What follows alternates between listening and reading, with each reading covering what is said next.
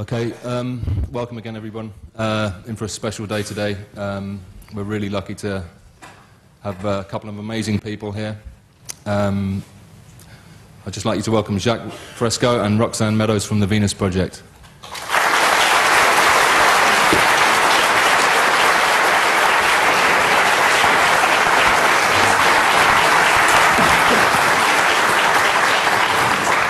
Those of you back there hear me all right? Okay. I just want to tell you a little bit about the requirements that we require of you. Not to be polite.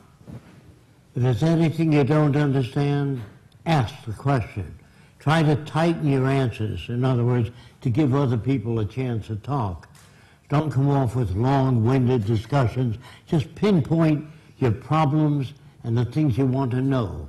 Being polite would be offensive to me. So I want you to, if I say anything you don't understand, say, I don't get it. In other words, that's nice, you know. I don't get it. I want more detail. If I fail to answer your questions, say, you didn't answer my question. Please do that. Otherwise, we can't learn from each other. So I'm going to tell you a little bit of what the Venus Project is. Those of you that know what it is, will you raise your hands? So I guess I don't have to tell you what it is. And essentially what the Venus Project proposes is that we bring all the nations together and take care of everything on Earth. We pledge allegiance to the environment and all the world's people, the end of separate nations, the end of the artificial boundaries that separate people, and the sharing of all the world's resources by all the world's people. Anything less than that will create the same problems over and over again. If few nations control most of the Earth's resources, you're going to have territorial disputes. You're going to have war. You're going to have all the problems you've always had. That's why most people think it's human nature. They think man is basically greedy, and that this is why you have problems. That is not true. I want to say this. A banker, a serial killer, and a gangster, and a priest are made by environment. If you don't understand that, in the United States, in the Deep South, if you're brought up there, you'll speak with a Southern accent. Nothing you can do about it. If I say stop speaking with a Southern accent, you can't. Now, if you're brought up in an uneducated region, you're going to have things like this. Those damn niggers is the way they speak. I'm imitating them. They say things like, I'm gonna get me a nigger and I'm gonna kick his ass. That environment, the expressions, the facial movements are picked up by the environment. It's not human behavior, it's the environment we come from which generates behavior. Now, if you're brought up in Italy, you say, come on, eat, there's a good food. Now, that is not, that's the way you would speak if you were brought up there. Vive la France, Deutschland over alles, Germany above all. Now, we are victims of culture, all of us. That's why we have a distorted view. We believe that some people are good, some are bad, some are creative, some are less creative. All that's bunk. Everyone can be creative. Now, they tell you in your schools that plants grow. That's a lie. They need water, sunshine, soil, moisture, gravity, all those things. Without them, the plant doesn't move. They tell you that sailboats sail. They don't sail, they're acted upon by the wind. There is nothing in the earth today that is not acted upon by resident forces, meaning your way you think, the way you move, your facial expressions. Girls behave differently than men, not because they're women. Because if a normal boy is brought up by 6 women, very effeminate women, and they say, oh, did I see a gorgeous hat? That boy will speak just that way. And if you're brought up in France, you'll speak with a French accent or a French-English accent. If you live in France 10 years, you move to Germany, you live there 10 years, you speak with a German-French accent. Not a thing you can do about it. So your facial expressions and your language was designed hundreds of years ago.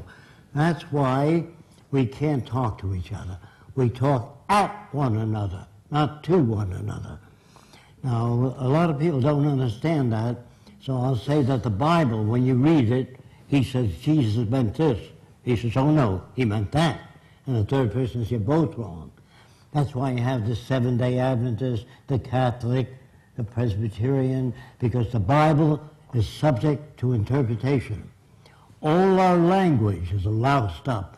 It's subject to interpretation, except chemistry, physics, mathematics, engineering is not subject to interpretation. When engineers talk to each other, if they talk of the tensile strength, compression strength, torsional strength, so the language is not subject to interpretation.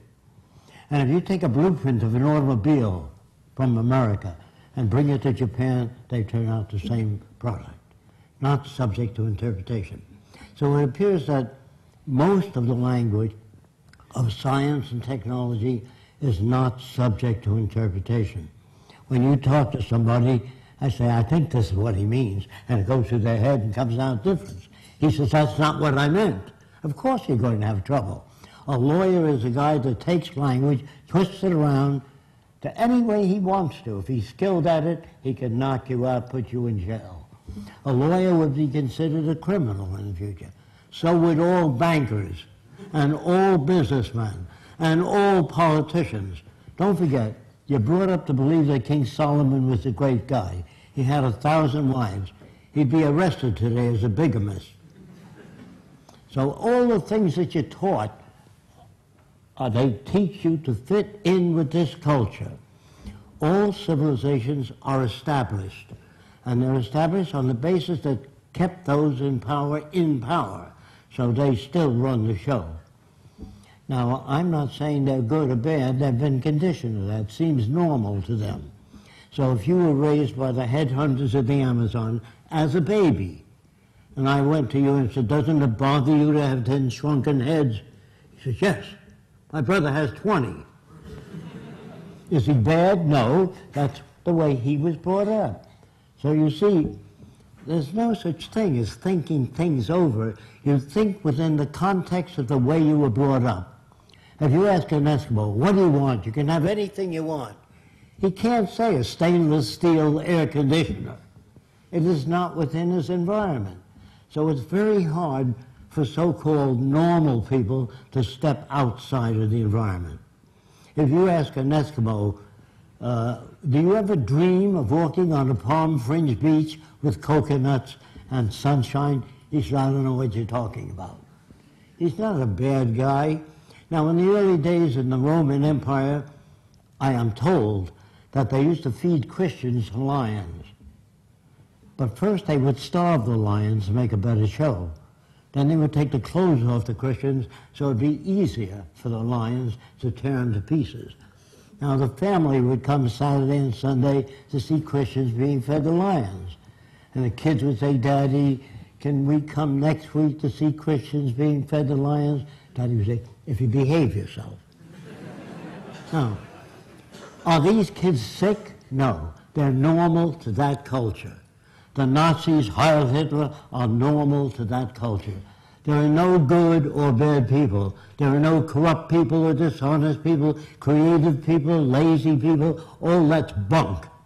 If you're raised in a society that understands human behavior, you don't have those variations.